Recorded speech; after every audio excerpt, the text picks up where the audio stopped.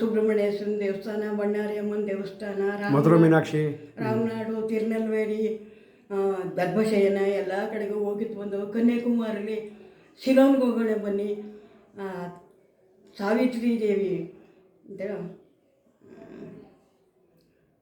ದೊಡ್ಡವಪ್ಪ ಬರ್ತಾಗೆ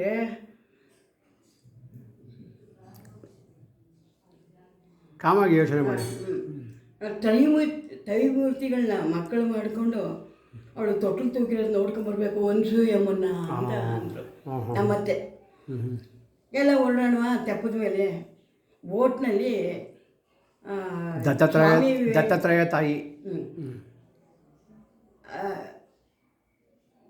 ಸ್ವಾಮಿ ವಿವೇಕಾನಂದ ದೇವರು ವಿಗ್ರಹ ಕೂರಿಸಿ ಸುತ್ತಮುತ್ತ ಎಲ್ಲ ಕಟ್ತಾಯಿದ್ರು ಅವಾಗ. ಕನ್ಯಾಕುಮಾರಿ ಇದು ಬೋಟಲ್ಲಿ ಚಪ್ಪಲಿಗಳು ಹುಡ್ಕೊಂಡು ಹೋಗೋದು, ಗಾರೆ ಇವೆಲ್ಲ ತಗೊಂಡು ಹೋಗೋದು ಎಲ್ಲ ಮಾಡ್ತಾಯಿದ್ರು. ಅದೆಲ್ಲ ನೋಡ್ತಾ ನಿಂತ್ಕೊಂಡೆ ದಿಬ್ಬೆ ಮೇಲೆ. ಇಲ್ಲಿ ಬೋಟ್ಗಳು ಹೋಗೋವು, ತೆಪ್ಪನೂ ಹೋಗೋದು, ತೆಪ್ಪದ ಮೇಲೆ ಹೊಟ್ಟೋಗೋಣ ಅಂತ ಅಪ್ಪ ಮಾತಾಡ್ತಿತ್ತು. ಅವಾಗ ಹಂಗೆ ಮಾಡೋಣ ಅಂದರು. ನಾ ಬರಲ್ಲ ಅಂದೆ. ಯಾಕೆ ಅಂದರೆ ಖಂಡಿತ ನಾ ಬರಲ್ಲ ಸಿಲೋನ್ಗೆ ಹೋಗೋಕ್ಕೆ. ಯಾಕೆಂದರೆ ಏನೋ ಭಯ ಆಯ್ತದೆ, ನಾ ಬರಲ್ಲ ಅಂತ ಅಂದ್ಬಿಟ್ಟೆ. ಆವಾಗ ನಿಲ್ಲಿಸ್ಬಿಡಿ, ಇದು ಅಲ್ಲಿ ಹೋಗೋದಕ್ಕೆ ನಿಲ್ಲಿಸ್ಬಿಡಿ ಅಂತ ಹೇಳ್ಬಿಟ್ಟು ಅಪ್ಪ ವಾಪಸ್ ಕರ್ಕೊಂಬರಕ್ಕೆ ನೋಡು.